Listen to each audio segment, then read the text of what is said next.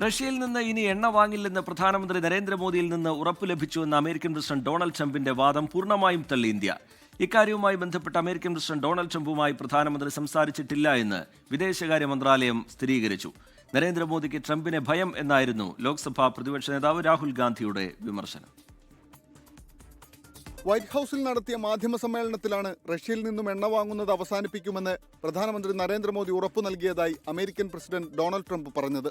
ഇതിനെ പൂർണ്ണമായി തള്ളിക്കളയുകയാണ് ഇന്ത്യൻ വിദേശകാര്യ മന്ത്രാലയം. ട്രംപും മോദിയും തമ്മിൽ ഇതുമായി ബന്ധപ്പെട്ട സംഭാഷണങ്ങളൊന്നും നടന്നിട്ടില്ലെന്ന് വിദേശകാര്യ വക്താവ് വ്യക്തമാക്കി. मैं आपसे कहूंगा कि जो हम लोगों ने स्टेटमेंट आज सवेरे आप लोगों के सामने रखा है उस पर आप नजर डालिए. जहां तक टेलीफोन की बात है तो उसमें मैं ये कह सकता हूं कि मेरी जानकारी के हिसाब से പ്രധാനമന്ത്രി और राष्ट्रपति ट्रंप के बीच में कोई बातचीत नहीं हुई. ഇന്ത്യൻ ഉപഭോക്താക്കളുടെ താൽപര്യങ്ങൾ സംരക്ഷിക്കുന്നതിന് മുൻഗണന നൽകിക്കൊണ്ടായിരിക്കും രാജ്യത്ത് എണ്ണ ഇറക്കുമതി ചെയ്യുകയെന്ന് വിദേശകാര്യ മന്ത്രാലയം നേരത്തെ തന്നെ വ്യക്തമാക്കിയിരുന്നു.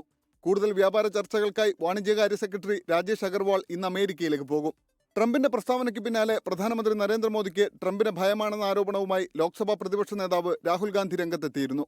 ഇതിനിടെ റഷ്യയിൽ നിന്ന് എണ്ണ വാങ്ങുന്നത് ഇന്ത്യൻ സമ്പദ് വ്യവസ്ഥയ്ക്ക് ഗുണകരമെന്ന് റഷ്യൻ അംബാസഡർ ഡെനിസ് അലിപ്പോവ് പ്രതികരിച്ചു.